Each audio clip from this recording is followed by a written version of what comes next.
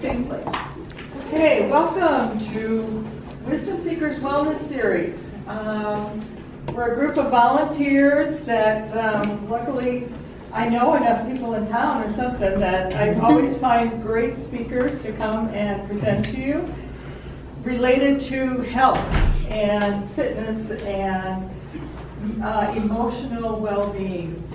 And I usually find holistic practitioners. So as you can see, we've got a couple of really interesting ones coming up. Next month will be Raquel Rotness, if you know her. And she's going to do the soul collage cards, at least get us started on those. And then in December, Taj Baker's going to do one on focusing. So that'll be great. And we also have a reading group, a book group, that meets the first, third, and fifth Tuesdays of the month in this room at 1:30. And we discuss, read and discuss spiritual books. So you're welcome to come to that too. So without further ado, this is Dave McCain, the trainer and owner of Communicating with Heart. And take it away. Okay, thank you. Well, I'm really pleased to be here to share some ideas and practices that have been really helpful for me in connecting with people that might have different views. My hope is that something I share really sticks with you. And I want to give a big shout out to Barb. I think this is my third Wisdom Seekers presentation, so really appreciate the opportunity to speak to the folks you work with. And also wanted to thank the folks here at the Joe, I call it. We live close by, so our nickname is the Joe. The Joe Montoya Center, but really appreciate having this space. And also wanted to thank Anne Marie. Anne Marie is working and helping me tape this session. I'm actually taping it to give to my mentor that is helping me through the certification process for compassionate communication. So I thank all of you for being here and for helping me with my certification process. So what I'd like to do is hear from you, and I'd like you, we have a pretty large number, so I invite you to be concise. And what I'd like you to say is your first name, and even though today doesn't look like it, the last few days have suggested we're moving into winter. So I invite you to share your favorite winter activity. So name and favorite winter activity. Would you be willing to start? Oh, great. Cross-country skiing. Okay. When we have the snow. Right. What was that? Maryland and throwing snowballs. All right. Nice. I'm Elaine and reading. Okay. I'm Esther Rings, and I had the most wonderful winter activity today, seeing the autumn leaves along with the snow. Wow. So, what a treat. Nice. I'm Sally. I like to drink hot cocoa and tea. Okay. I wasn't sure what you were going to say. Like a drink. I'm Barb. This will be my first winter in Flagstaff. I hope to do some snowshoeing. Okay. Anne Marie, and I like to read. I'm Kat, and I like being by fires. Okay. I'm Janine, and I like to backpack in the Grand Canyon. Nate. I'm Patty, and I like the snowshoeing. All right. I'm Gretchen, and I like cross-country skiing. I'm Ruth, and I'll put puzzles together. Nice. Okay. I'm Brad, and I like to watch old movies. All right. I'm Bernice, and I like to walk rescue horses in the forest and all other times too. Nice. Every season activity. Nice. I'm Dennis. I like snowshoeing in the winter. All right. I'm Renee. I love hiking with my dog. I'm Maureen, and I like playing with my grandsons, building snowmen. Fun. All right. Suzanne, and like being cozy and used to cross-country skiing. Okay. Yeah. Well, maybe you guys can get a skiing group together, possibly. A couple snowshoers. Yeah. So if we could make room for Tom and Nancy. Patty, would you be willing to move over to make room for them? Hey. Oh, yeah, we would have to sit next to each other. Oh, Yeah. Sit over there. You can sit over your place. Okay, so I'll put you guys on the spot. Name and favorite winter activity. Tom. Favorite what? Winter activity. My name's Tom, and I ski. Okay. Read. Okay. Nancy. Awesome. It's okay, All right, well, we're all getting ready for winter. And my name's Dave, and my favorite activity is also a dog activity. I have a dog that loves the snow, so I love to go out, especially when the snow's kind of deep, and watch her disappear into the snow and reappear and disappear. So I'm hoping we get enough snow to allow us to do that. So again, thank you all for being here, and I'd like to talk about why we're here. If you turn to page 2 of your materials, and does everyone at least have access to someone with materials? We might be short, Tom, so I'm going to have to share there. So our purpose, what I see us doing today, is to learn some tools based on the process of compassionate communication to help us move beyond judgments to connect with others with whom we differ while having fun. I really want us to have fun. So if you're not having fun, just kind of wave your hand or throw a pencil at me and we'll shift gears, because I think learning should be fun. And the path that I'm inviting us to take to meet that purpose is listed there. In a moment, we'll do a self-connection exercise. Then we'll move into talking about how we relate to others. We'll do a little brainstorm along those lines, and then move into talking about judgment. And from there, I'll do a brief introduction to the process on which this training is based, compassionate or nonviolent communication. Then I'll have another exercise for you to partake in, and then we'll play with your examples. An opportunity to be able to practice some of the skills with live examples for you. And then we'll do a brief review, then we'll have a closing, and I will pass out an evaluation. And I very much appreciate your willingness to fill that out to give me feedback on the session. And the focus quote there from Audre Lorde: "It is not our differences that divide us, it's our inability to recognize, accept, and celebrate those differences." So that will be a guiding idea as we move through the training. Any questions about anything I've said so far? Super. All right. Well, what I'd like to do is what I call a self-check-in exercise. So I invite you, if you'd like, to get in a comfortable seated position. It might help to uncross your arms and legs. And if you'd like, you can close your eyes. I know we're right after lunch, so there might be a temptation to nod off. I don't want you to get quite that relaxed, but still be alert. And just invite you to take a deep breath.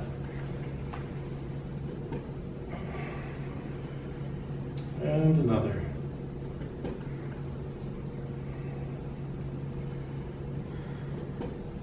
Just invite you to really come into this moment. Oftentimes we're moving very quickly to get places. So just invite you to come into this moment, realizing that often we're stuck in fears, regrets about the past, or anticipation and excitement about the future, when really the present is where things happen. That's right now where things are. So as you inhabit the present, I invite you to continue your breathing.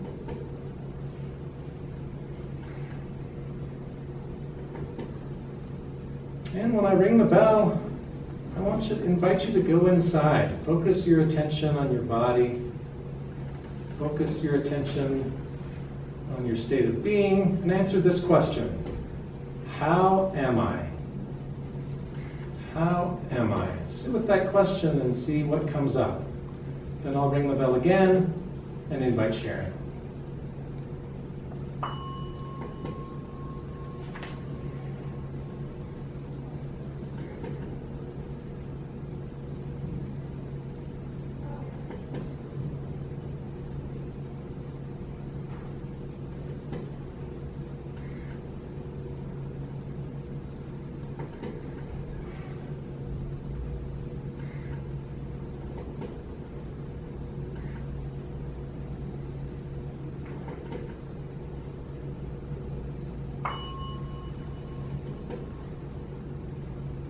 When you're ready, I invite you to open your eyes and return your focus to our space.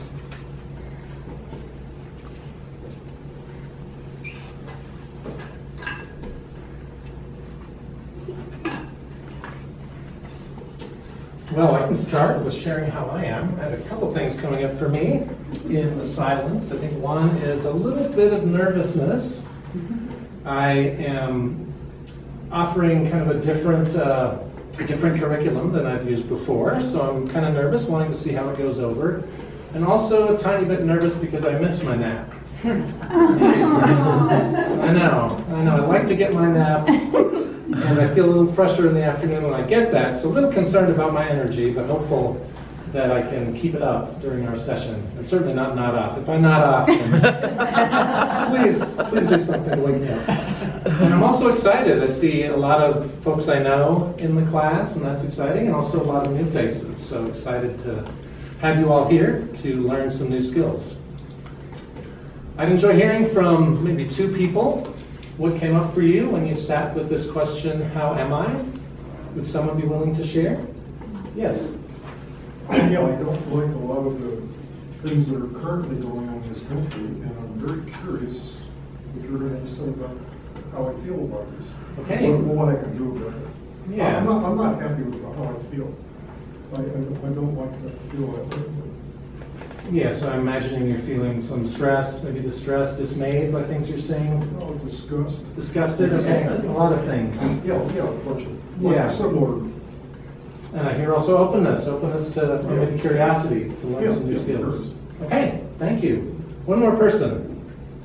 Well, I find a lot of times now that when I'm focusing on how I feel, how I am, it's really two different things. My spirit, like today, it's really excited about what I have seen in nature.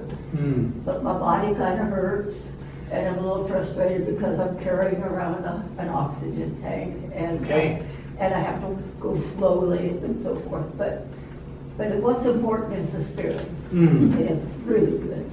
Thank you, yeah, and I really appreciate that distinction. We're often feeling a whole bunch of things, and I think, as you said, you could focus on the pain and the discomfort and the move slow moving, or you could focus on the spirit that sounds really robust and uplifted.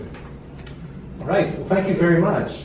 So it's really important. I think it's really the first step to being effective in the world and the first step to bridging differences. Knowing how you are. Being able to know what your inner state is. And that's important for a couple reasons. I think first it's important because it allows you to change how you are. With this awareness that you shared, you're aware of kind of two different experiences, and you have a choice which to focus on.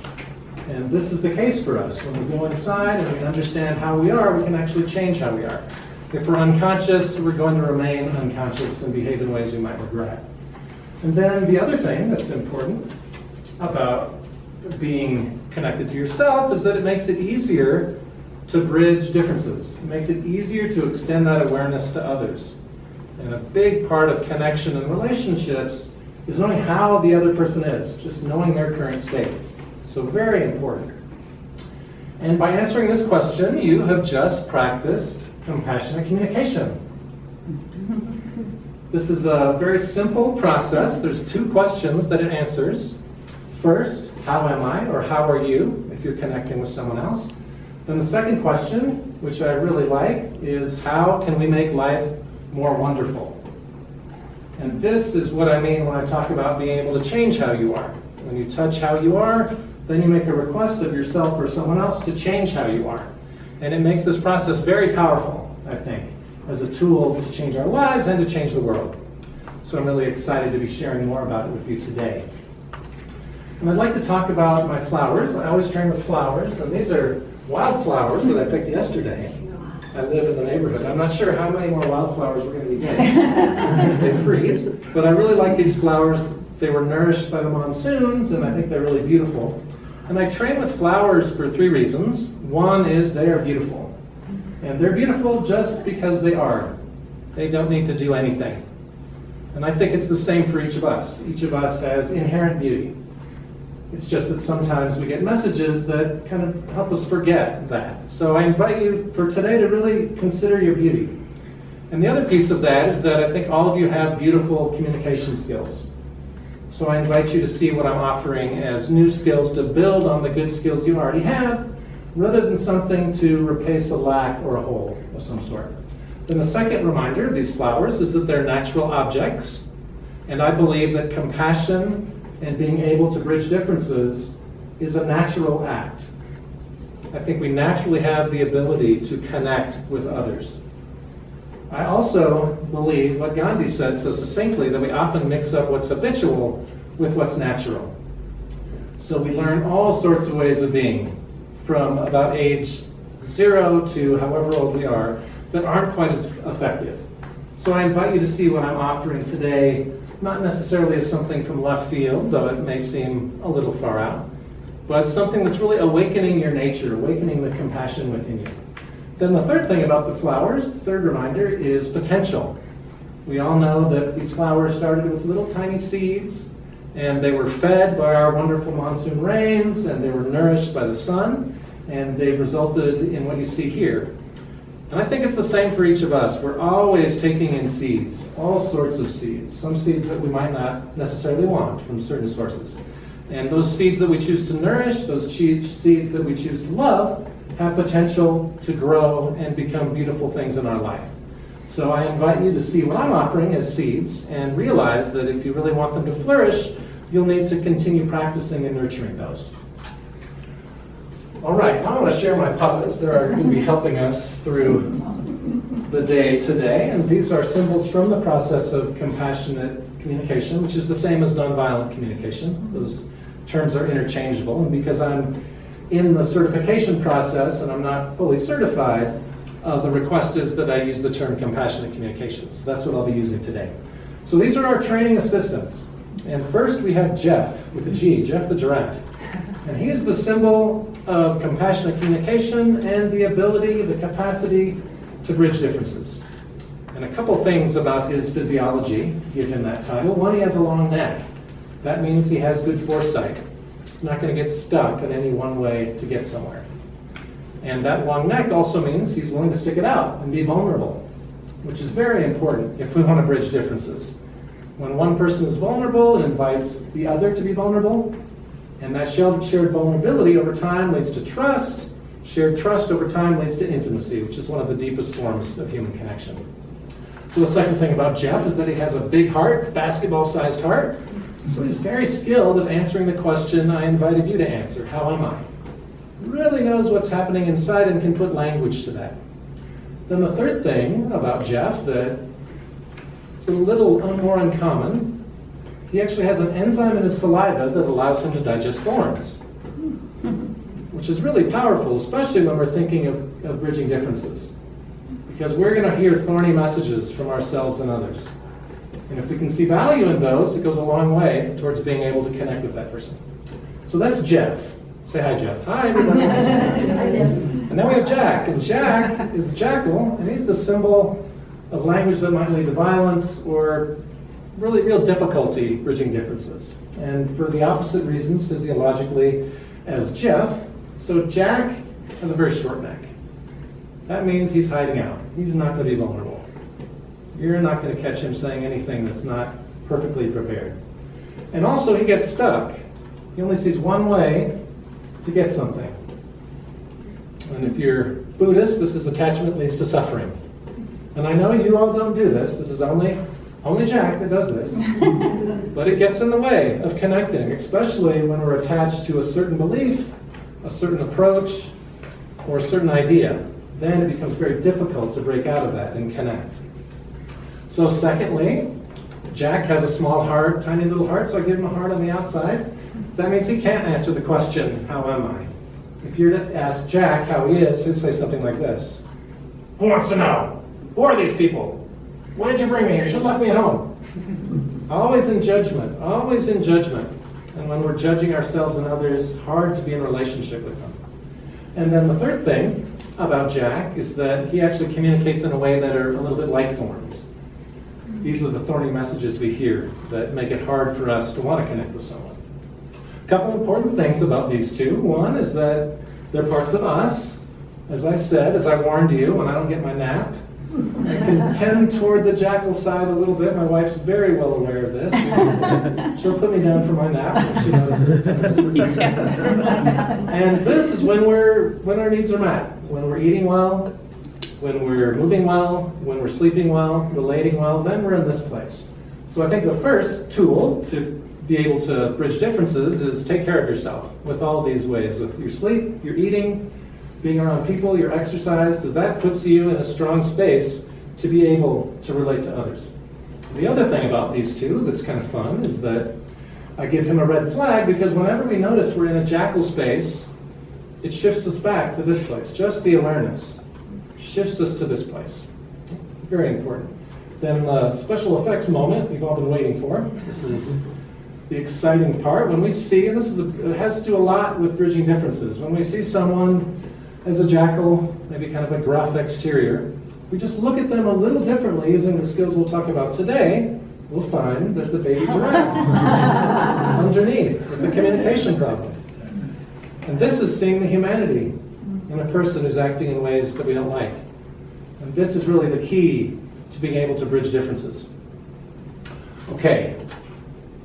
So any questions about our helpers? You see them come back occasionally during our session. Jack looks to be smiling. Does he? Yeah. Is Jack smiling? Are you smiling, Jack? He looks happy. I'm happy to be mean.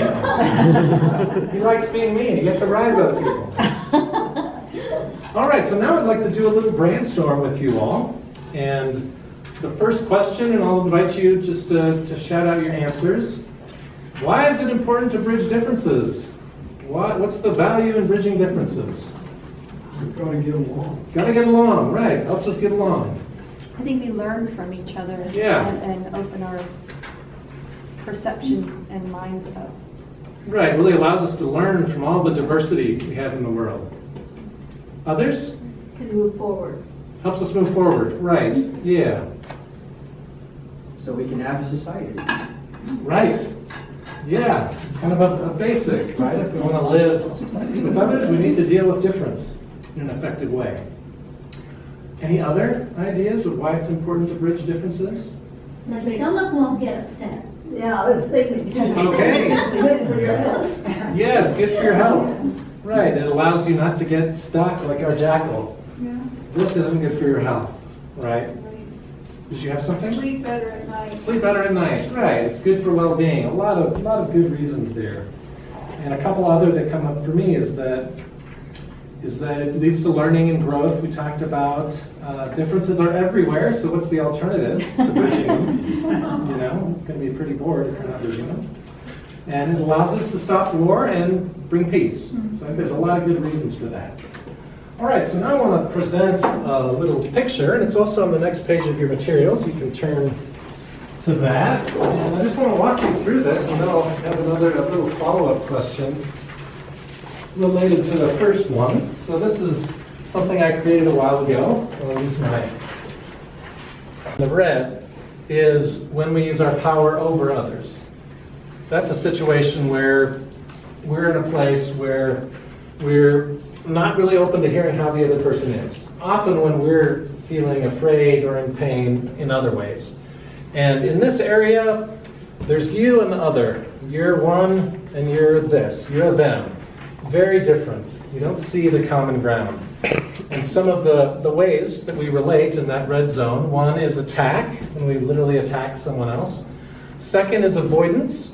And then third is persuasion, trying to convince someone of something. And then tolerate is the next one. And tolerate, I think, often has a somewhat positive connotation in how we relate to others. But for me, I put this greater than sign because very often in my experience, when we're tolerating someone, we're actually doing it from a place of I'm better than you. I can tolerate you, but it's a place of I'm better. It's not a place of equality. And then these bottom areas, this is where we really shift. And this is jackal land, this area. And then this is giraffe land. This is where the giraffe lives, in these areas. And you see differently, there's an equality between you and the other. And it's a process of coming together. So these different categories, first is acceptance, really understanding where that person is, then appreciation of that difference, then even going closer, connection. And connection for me is really understanding how that other person is and having them understand how you are.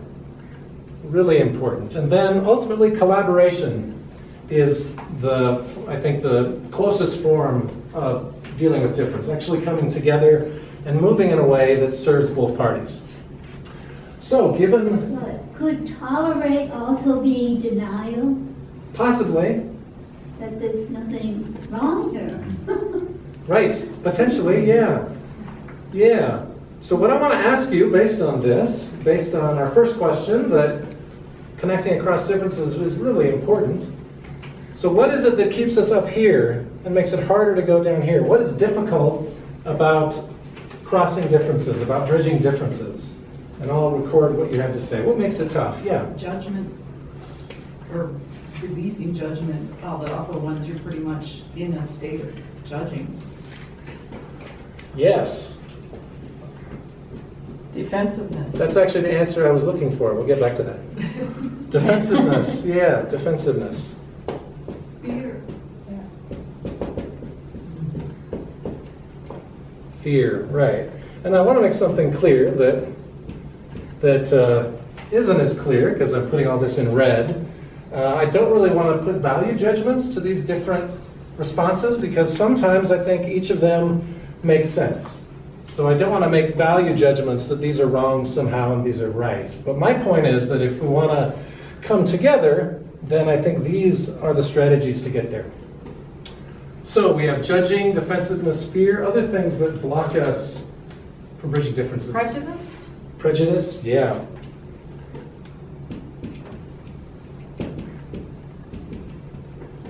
And I read an article that really discouraged me in The Guardian that I had a Facebook conversation with some folks about, that said there's some research out now that says people in different parties discriminate against one another more than people in different races, which I thought was pretty fascinating given where we are as a culture. Yeah. I think sometimes the things in red can feel good. Okay. Yeah, so maybe temporary. Yeah, short term. Short-term pleasure, yes. And maybe some of you aren't on Facebook, but there's a lot of expressions out there that people are making and they feel good about. Well, there's just a justification, I think. Say a little bit more. Well, let's see. Well, I guess I was thinking about feeling good. And why do you feel good when, and maybe you feel justified? Okay. You feel sort of the righteousness, and so it's Self-righteousness. yeah. Yeah. Just it's a little bit different, I think, than judgment. It's your feeling. Okay. It's a satisfaction in some ways, maybe. Right, yeah, so there's a connection here. Maybe the way you justify it has to do with the short-term pleasure. Because you wouldn't do it. I mean, we all know we don't do things, for the most part, when we're healthy, that cause pain. We do things that lead to pleasure. Did you have something? Okay, yeah. Wanting to be right. Yes. And the adage that I like in relation to that is that you can either be right or you can be happy. You can't be both. And I found that to be true more than once. I don't know, maybe it's just kind of an odd way, but protection, like you're protecting yourself. Yeah, right. That's where I'm definitely up there in the wrong spot. All right, so this is a great list. We have judging, defensiveness, fear, prejudice, short-term pleasure, justification, being right, and protecting self. A couple others that came up for me as I thought about this. One is our cultural stories. Kind of what we learn from the culture can move us into those top areas. Confirmation bias, if people are familiar with this, we tend to seek out things that reinforce the beliefs we already have. And that's very related to cognitive dissonance and resolving cognitive dissonance, which I would love to give a class on because I think it's a very powerful, misunderstood concept. Another thing for me is that I think there's few models out there for these areas. We're seeing a lot of models for some of this other behavior. And I think also another piece is privilege. I just want to say, there's so much about winning and losing right now in our culture. Right. And I just want to add that sometimes in the red, it's a feeling of winning, whereas compromise, or those other things, are a feeling of losing. Right. Or, lose-lose in a way. Yes. And that, it just seems like there's just so much input. That's just part of our culture now that I've not noticed as much before. Right. Yeah, I agree. And this is the, I don't know if the jackal got really excited when you talked about win and lose competition. The jackal feeds on that, literally. So it does give us pleasure and lift us up. So I want to really focus on judging, because for me this is a common realm that fits with all of these in the top. So I invite you to turn to the next page and just invite, you can have someone read that first quote. Let's go through these quotes and see if anything comes up for people. Would someone be willing to read that first quote? Yeah. All judgments are tragic expressions of unmet needs. Okay, thank you. He's the founder of Compassionate Communication. Someone read that second one. Judgments prevent us from seeing the good that lies beyond appearances. Okay. Every judgment blocks the light. Maria Williamson.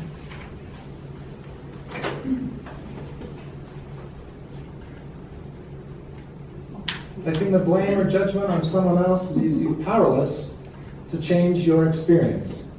Taking responsibility for your beliefs and judgments gives you the power to change them. Byron Katie. When we are in pain, we judge others. Pain leads us to protect ourselves with various actions and makes it more difficult for us to see the other's motivations. Only when our pain is understood and heard can we understand and hear another person's pain. That just came up for me in the grocery store yesterday. I was just shopping along, and it really became clear to me that I think pain is the root of judgment. That when we're in pain, we tend to judge others. Yeah. That reminds me of something that I've heard, that hurt people hurt people. Yes. Yeah. Hurt people. And that's simple, but it also gives us a solution, right? If we can take care of our hurting, it's less likely that we'll hurt others. And there's a couple, some of you might, Brad probably knows Depeche Mode. They have a couple songs that I like about pain. And they have, one of their songs says, "Pain, will you return it?" I'll say it again. Pain, will you return it? So for me, the real root of bridging differences is looking at our own pain and knowing what's happening in ourselves. And pain is a strong term, but I think it does speak to a range of situations where we're not getting what we want. And in those places, if we're not able to really understand that in a certain way that we'll talk about, it becomes much easier to judge. Any other comments about any of those quotes?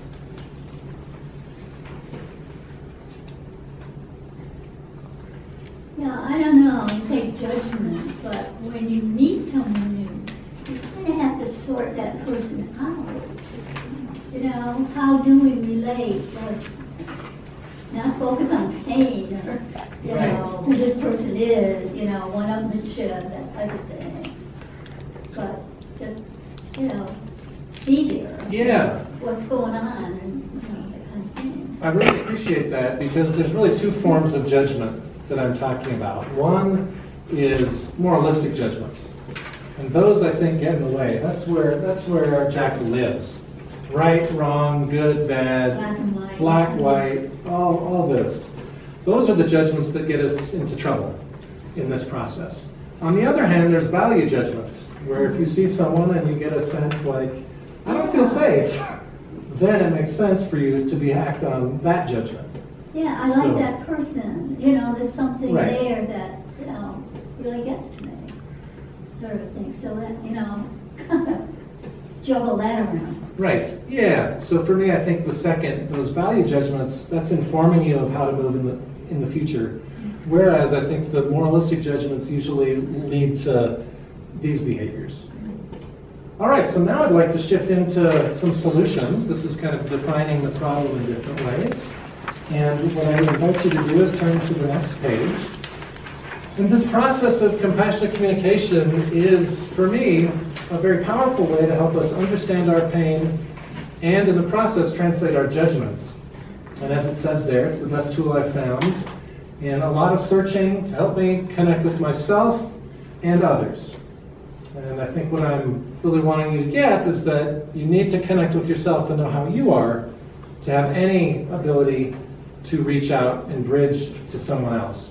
And some of the benefits that I've experienced there, some that I've had personally, just a softness when we feel the kind of challenging emotions, and fostering a state of openness and possibility, translating negative self-talk. I'm actually doing a 4-week online self-care class, and that's one of the aspects of it, really looking at how we talk to ourselves. And then being able to stop taking things personally can be really powerful, and we'll talk about exactly a mechanism to do that. And then in relationships, the process is very effective in helping us have stronger listening skills, and also being able to express ourselves in ways that people can hear. And ultimately, as I said, with vulnerability, it allows greater intimacy. When we can really be honest, there's a lot more potential for connection. And then ultimately, the process for me is about changing the world so that we have a world based on human well-being, not one based on the acquisition of property, money, whatever we're focused on now. And the process really provides a framework for that. All right, so now I want to introduce you to one of the basic aspects of this process. And to do that, I invite you to turn to the person next to you, and I'm going to invite you to have a conversation. So it looks like we have... I assumed. Okay. I should never assume. Looks like we have even numbers. So everybody has a partner. Raise your hand if you don't have a partner. You're good, okay? So what I'm going to want you to do, this is a talking and listening exercise. So we'll have the shorter-haired person talk first. So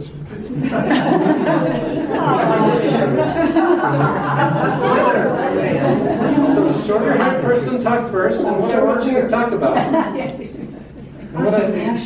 what I'd like you to talk about is a time when you were able to bridge a difference. A time in your life where you were able to bridge some sort of difference, whatever that difference is. It might have been a different opinion, it might have been a different age, but some experience where you were able to bridge a difference. And just talk about how that was. And then the listener, what I want you to do is, I need to find my eraser. Well, here's my hand. So if you take the word listen, this is pretty cool. This is like magic. Take the word listen and you turn around all the letters. What do you get? Silent. Silent. Oh, very good. Yeah. So I want you to listen silently, but in a very particular way. I want you to listen to the essence of what that other person is saying. And boil that message down to one word and write that word on the bottom of page 5. So speaker, talk about an experience where you bridge differences. Listener, listen silently and boil down the message into one word. Is that unclear for anybody?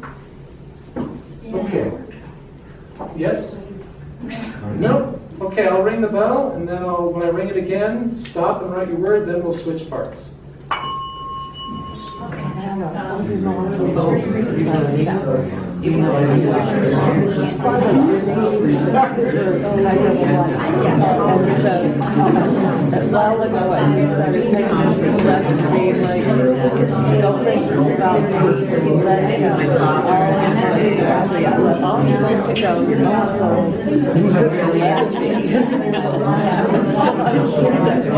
Super helpful. Do more.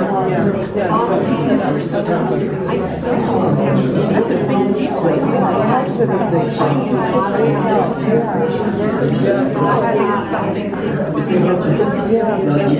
We didn't always feel so bad when we talked. Yeah, well, that's because we were just lying. Yes. Do you know what you mean? Yes. Yes, exactly. Yes.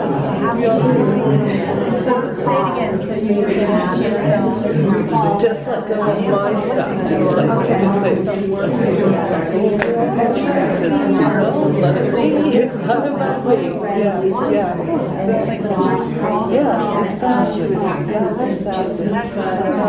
Yeah. There you go. Perfect. All right, speaker, finish up your story. And listener, please write down your word on page 5.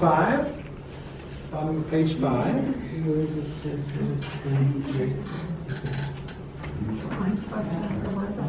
Like the word that really felt what mattered to me. So the listener boils down the message to one word. And I write it down. Yeah. Right. Yep. All right, now let's switch. Talker becomes listener, listener becomes talker, and talk about a time and experience where you bridge differences. All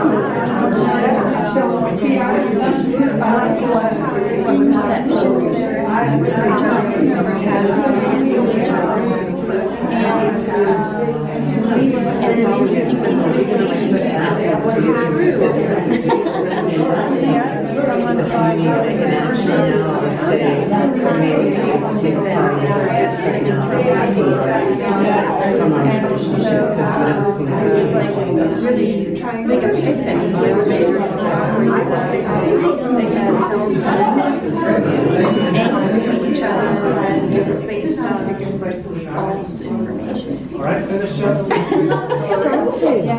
Listener, write down your word. I did not think that was happening. How helpful.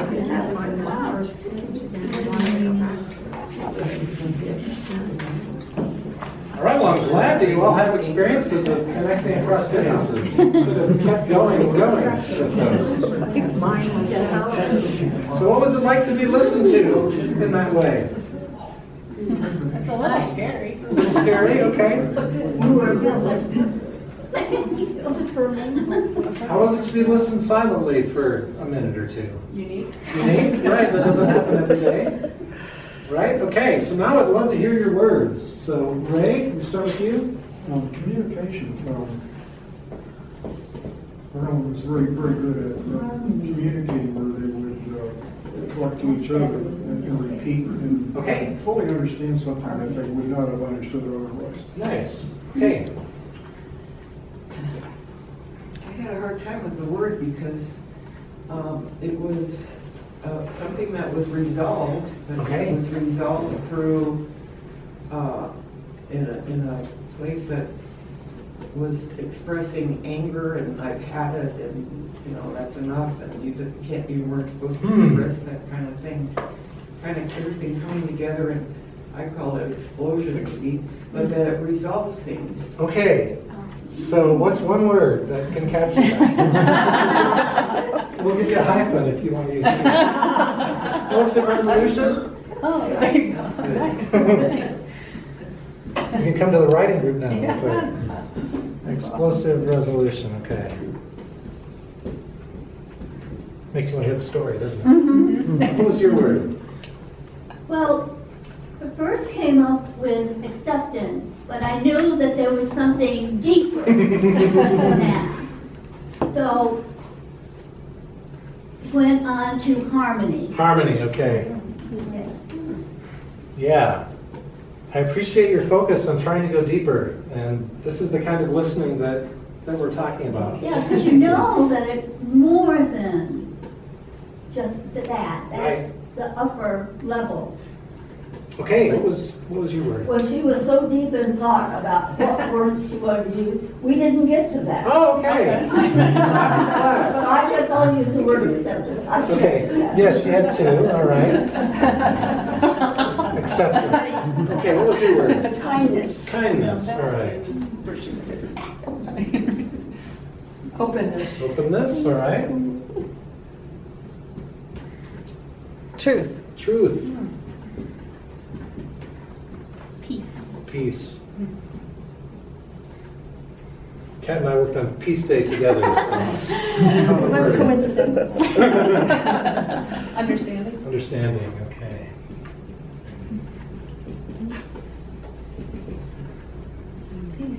Peace, okay. A lot of peace. Listen. Listen. Compliance. Okay.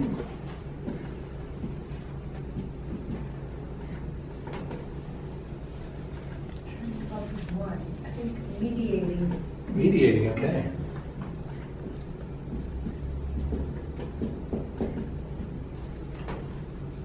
Realization. Okay, great words.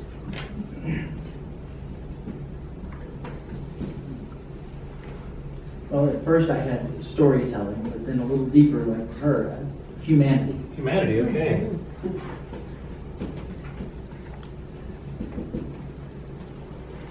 Well, first I was stuck on collaboration because it was 2 people working together. But then I thought about necessity. Okay.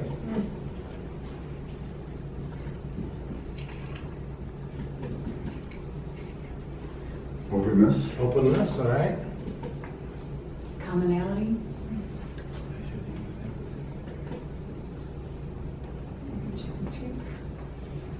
Acceptance. Okay.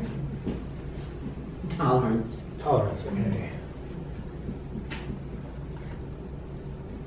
Did you guys notice?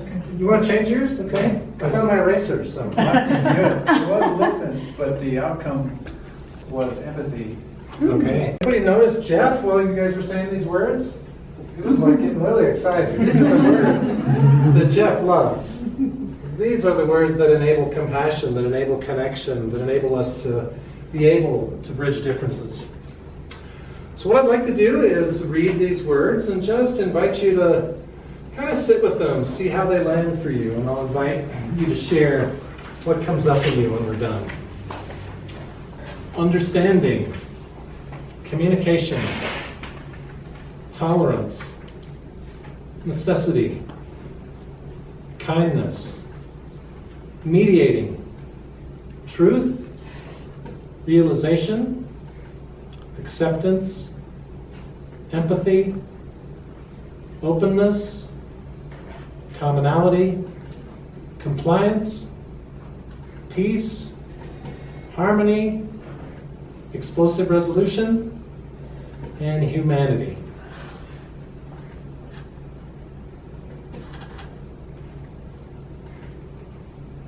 What comes up in you hearing those words? Yeah. That they take a little longer to develop than a knee-jerk reaction. Okay. Right, there's a certain, I guess, intentionality about them, and that really reminds me of one of my very favorite quotes from Viktor Frankl. He says that there's a gap or a space between stimulus and response, and both our growth and our freedom depends on how we use that space. So all of these, I think, are what might fit into that space to slow you down and allow you to come to someone in a little different way. Yeah, it's funny because each one of those words could lead you to a novel. To what? You could compose a novel novel. out of any one of those Absolutely. words. You can come to Barb's writing group if you want to practice on that. You know, another one that I think is important that isn't on there is mutual respect. Yeah.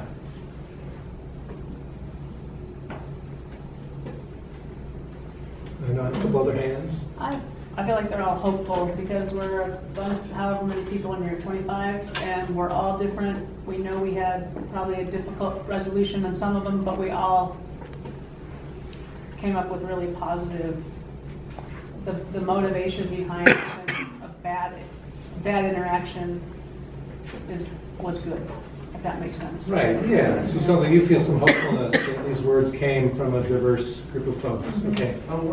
And I was thinking that we're all in this together. Right, absolutely. Yeah. Gathering information and reframing the past. Okay, right, yeah.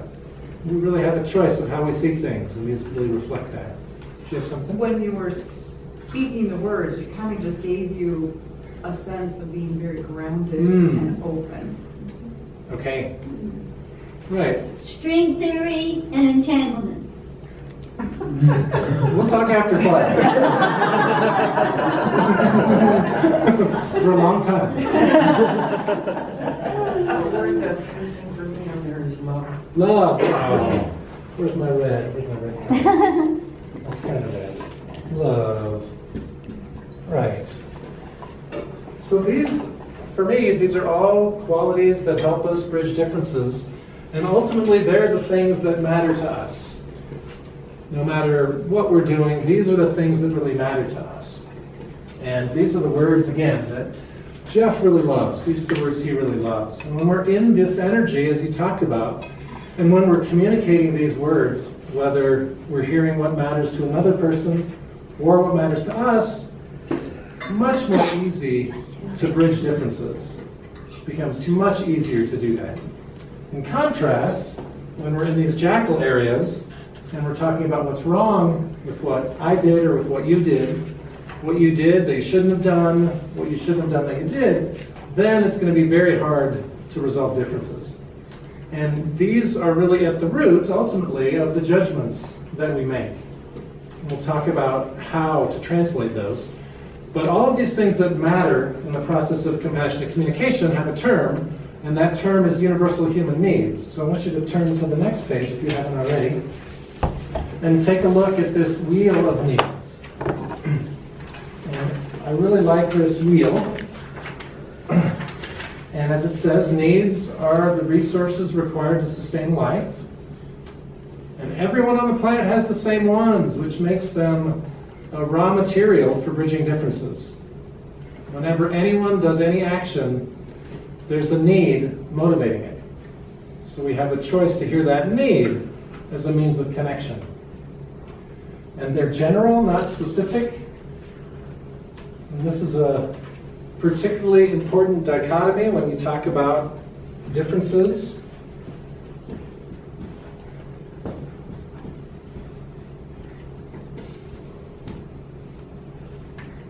And it's strategy versus need. Whereas a need, as it says, can be met in many, many ways. A strategy is one particular way to meet a need. And when Jack is doing this, he's hung up on a strategy. He can only see one way to get what he wants.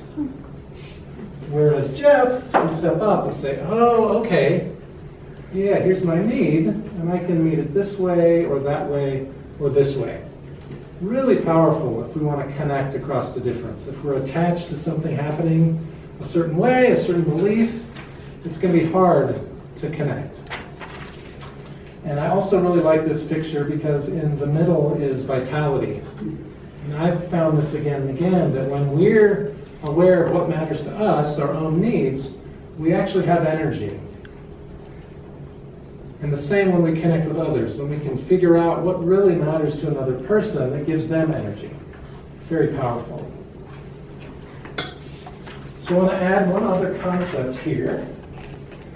And I will do that by inviting someone to share a positive emotion, pleasurable emotion. Joy. Joy, okay, let's come to joys. So if you're feeling joy, which of these needs would be met? Understanding, maybe? Love? Communication. Kindness, communication, so it could be any of them. So the takeaway is that when you feel a pleasurable emotion, that means a need is met. And then on the other side, what's a displeasurable emotion? Anger. Anger, okay. Oh, right on. So if we're angry, which of these needs would not be met? Understanding. Understanding, Peace. peace, love, could be any. So the takeaway is that when you feel a displeasurable emotion, that means a need is not met. So feelings are really helpful as a guide to help us know what matters, to help us know what our needs are. And the next page provides another needs inventory with the same needs in a little different form.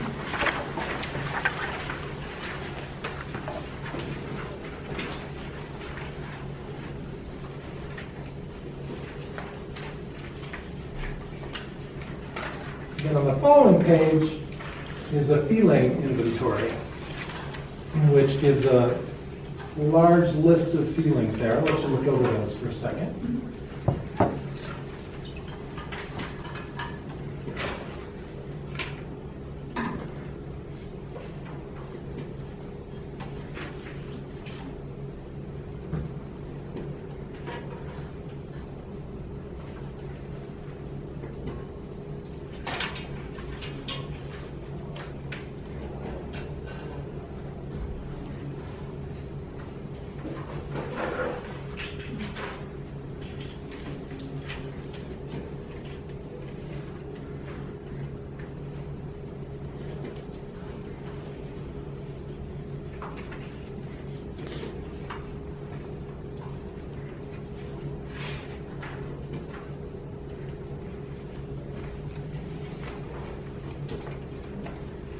Any questions about feelings and needs? We want to know this because we're going to move into practice next. Yeah, Nancy. What about the short list of non-feelings? I think maybe you could feel betrayed, for an example. So why are they non-feelings? Okay, yeah, thanks for mentioning that. For me, these are really more than expressing a pure feeling. They're saying that someone did something to you. They're ascribing a motive to that person, and they're likely to trigger defensiveness in that other person. So for me, when I think of betrayed, I want to go deeper. Again, this is the deeper kind of listening and say, when I judge myself as betrayed, I feel sad, forlorn. So for me, that's a little more pure way to connect with someone else. So it's more harm. Harm and motive, more reactions. I'm not really understanding. Okay. So for me, betrayed is really a judgment. I'm saying that you betrayed me. It's not necessarily a pure feeling. So I think rejected is the best example. I mean, that's really a judgment. If Ray doesn't want to go to the movies with me, I can say I feel rejected. That's a judgment saying that Ray rejected me, when in fact Ray had a date with... I'm not that kind of guy. Ray had other things to do. So for me, my more pure feeling might be just sadness, or it might be, since there's 18 other people in the room, it might be Barb. Just go to Barb. Would you like to go to the movie? Does that make sense? Kind of? It's like a label of it. Yeah, it's bringing it inside as opposed to an outer feeling. It is a true inner sense. Yeah, and for me, I think what I've experienced frequently is if I use these words to someone, if I say, Ray, you rejected me, it's like, no, I didn't reject you. I just don't want to go out with you. You know, it's rather than me saying I'm really sad, then Ray might be able to hear that better, but Ray's probably going to leave soon.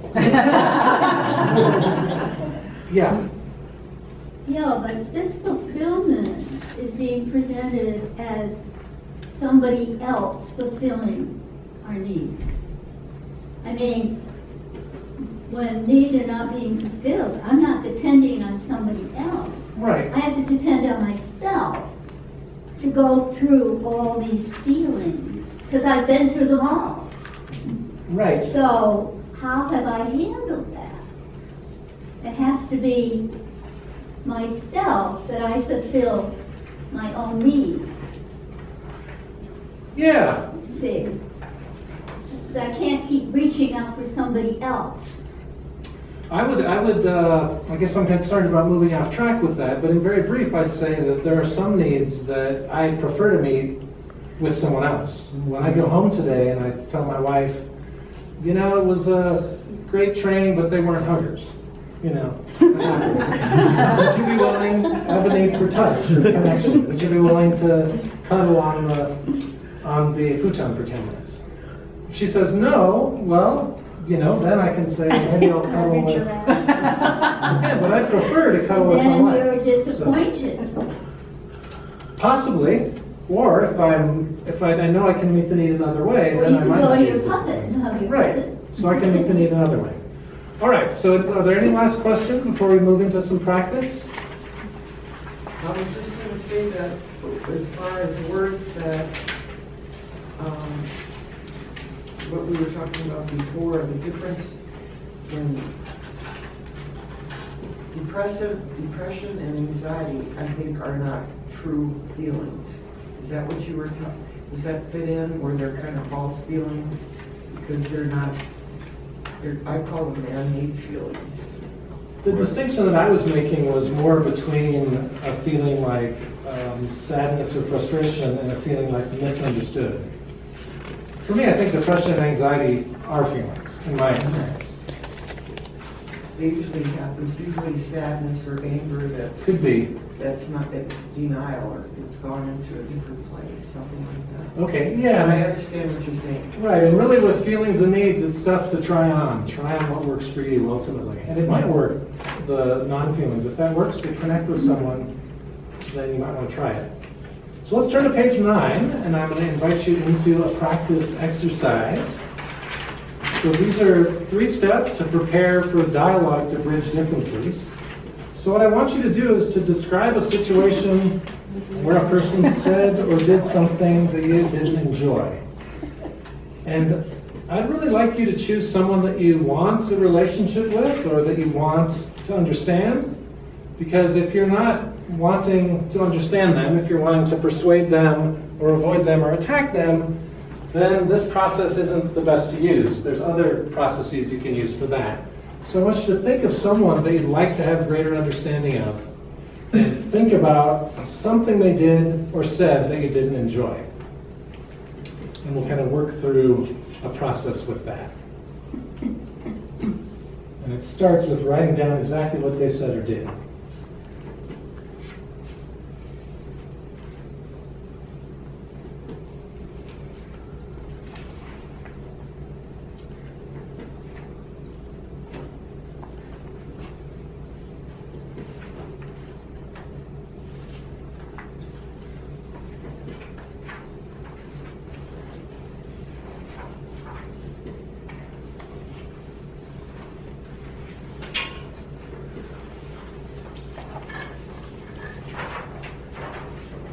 So do you write that in here, Julian? Write that in under step 1. Yeah, exactly what that person said or did.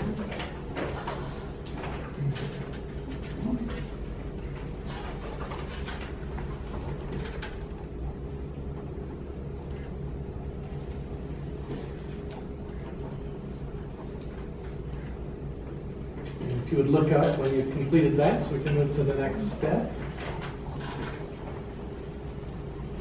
If you need any support, raise your hand and we can apply our group wisdom to help you out.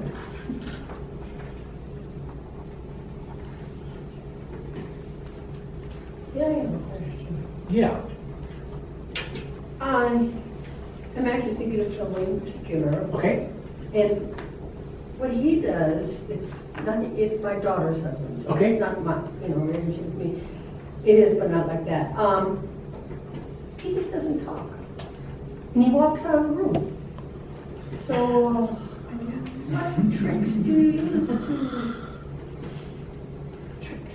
He doesn't Yeah. So you're skipping ahead. We just want to start now with what he's doing. So I hear that when you ask X person a question, he walks out of the room.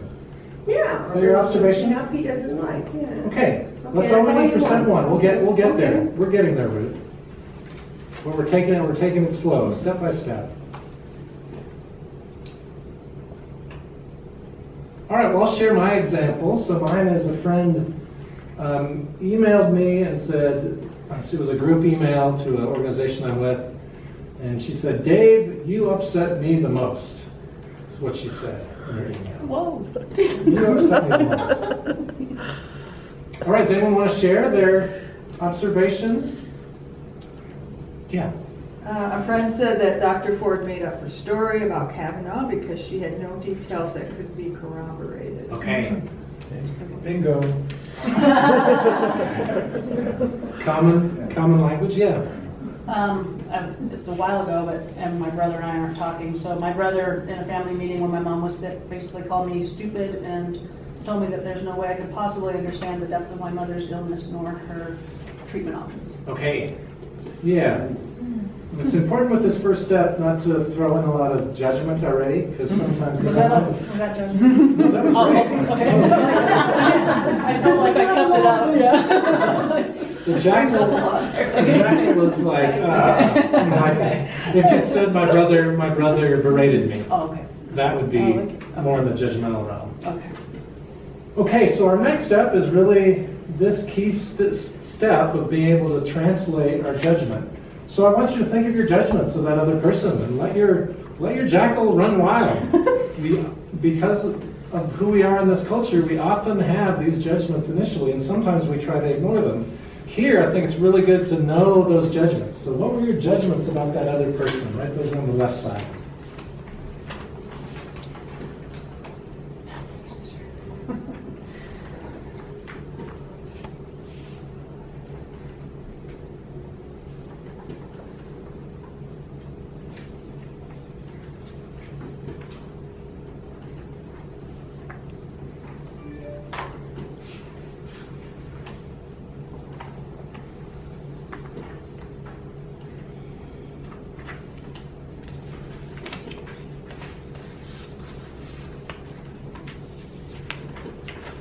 All right, go ahead and look up when you have your jackals down.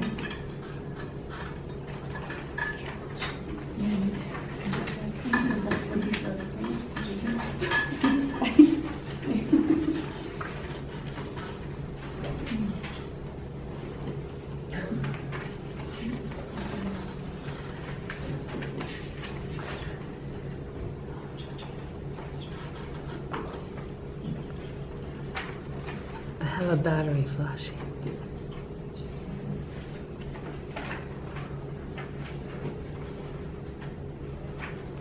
David, the battery light's flashing. Oh, really? Yeah. Okay, well, Okay. let's let it go. So let's see how long we can get. Okay. Yeah. Giving my camera a workout.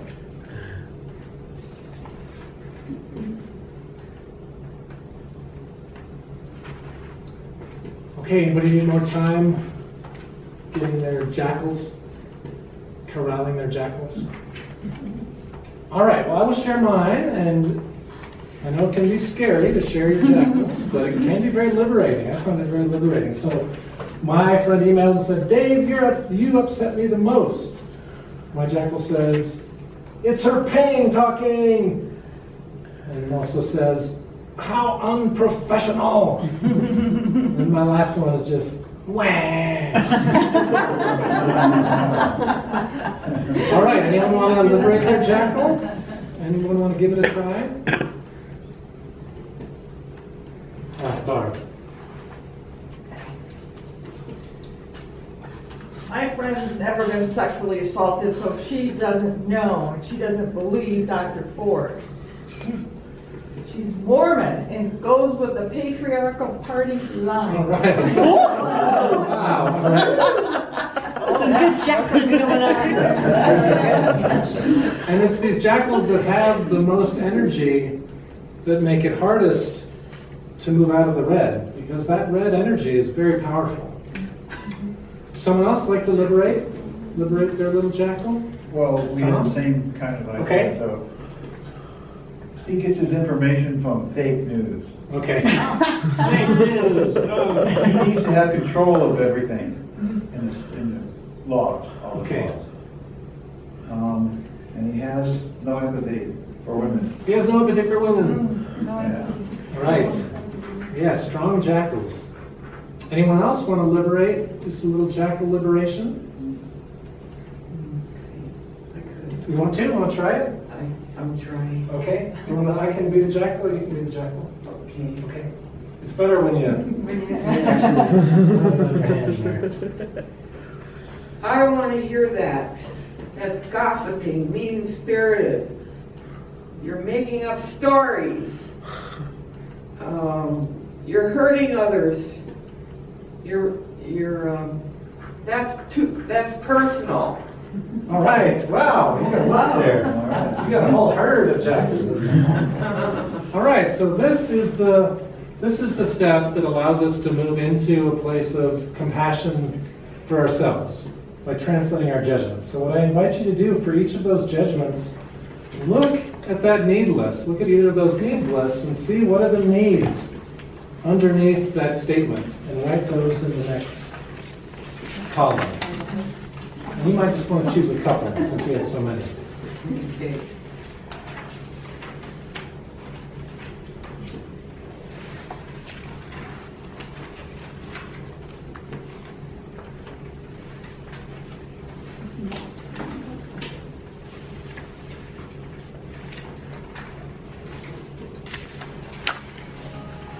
Remember that needs are always general.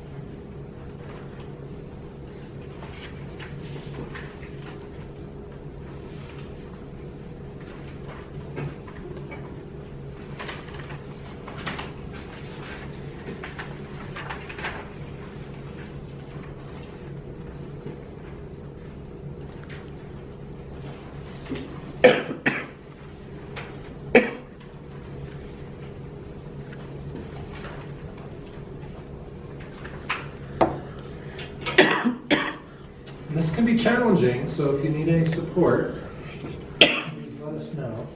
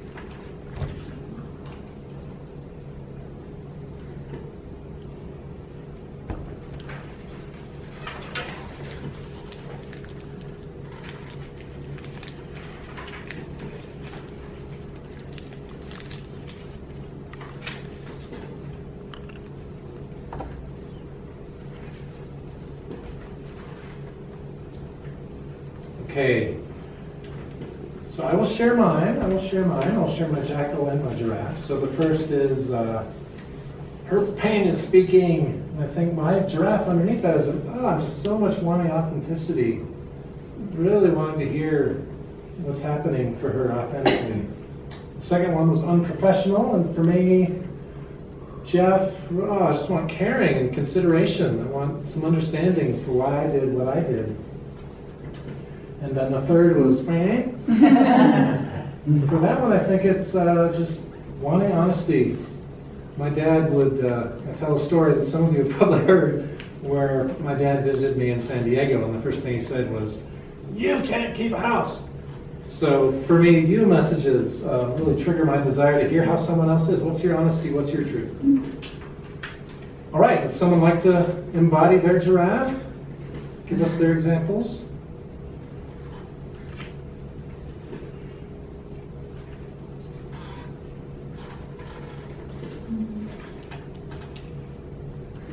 Brad?